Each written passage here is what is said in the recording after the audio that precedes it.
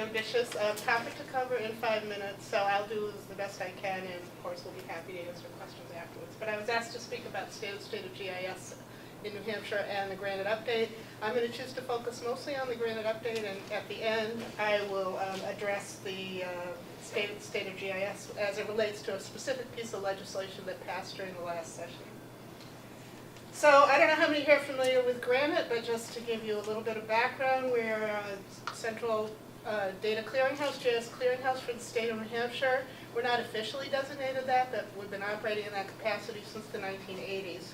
We're located at Complex Earth Systems Research Center. Our name changed a few years ago, and I'm still adjusting. Earth Systems Research Center over a couple buildings across on campus.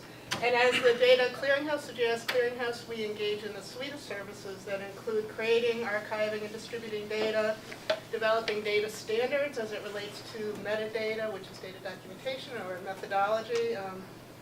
We certainly conduct spatial analysis.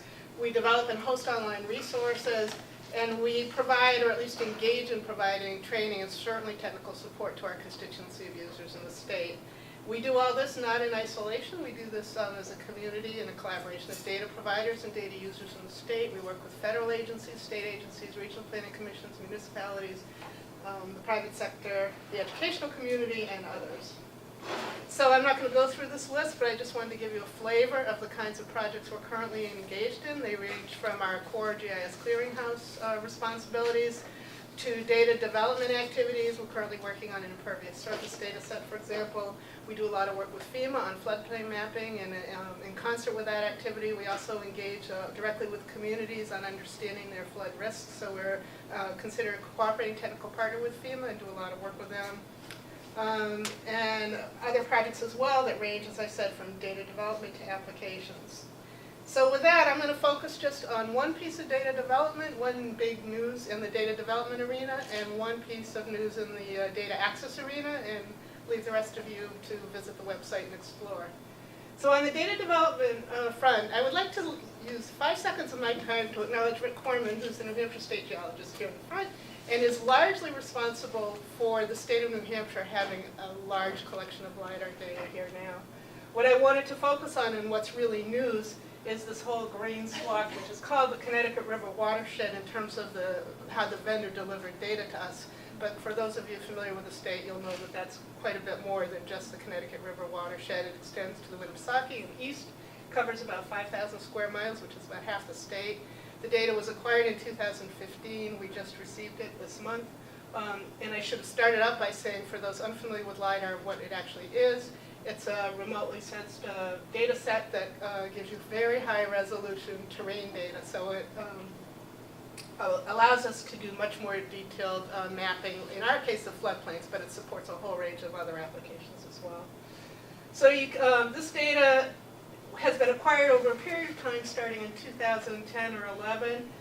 We still have a little bit of a gap over here, the gray area in the northeast corner of the state. That's being acquired now as we speak and is due to be delivered to the state sometime in the next year. I think it's next December, is that right? Next December. So by a year or so from now, we will have statewide coverage collected over a range of years and with a range of parameters. So that's the big news on the data acquisition front. We do have a data distribution site hosted under the GRANIT name. If you go to the GRANIT main site, there's a link directly from there to it, so you should be able to find it easily. Or I can just tell you it's lidar.unh.edu. 1 minute left. Hey, my thing's not working. It's not advancing. Space up.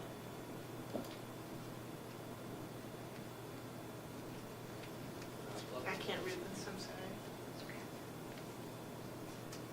Yep. Is that good? That down key? Okay, so for online resources, I just want to draw your attention to the fact that we distribute data through a variety of mechanisms. You can actually get data directly from us for use on the desktop, or you can access one of our viewers. This shows one viewer called GRANIT View. What I showed a moment ago is floodplain data. Here are the parcel overlays. You can query the data, determine what we know about parcels in New Hampshire. There are a whole myriad of data sets available through GRANIT View. The news about it today is that we're migrating to an HTML5 environment, which We're called GIS nerds, so there you go. So the only reason I mention that is because that means you're going to be able to use it on mobile devices, whereas now you really need to use it off a desktop. And then on the news and GIS at the state level, I just want to call your attention to a piece of legislation that was just passed that establishes a new Geographic Information System Committee. Some of you may know we've had a GIS advisory committee that's been meeting since the 80s. So this one, though, is really focused much more at the strategic level. The membership includes commissioners, includes myself, and includes several people in the room. And our charge is to review the use, development, and coordination of geospatial data and resources. So it's a very promising committee, and hopeful that it'll lead New Hampshire in the direction of more collaboration and coordination among the GIS users.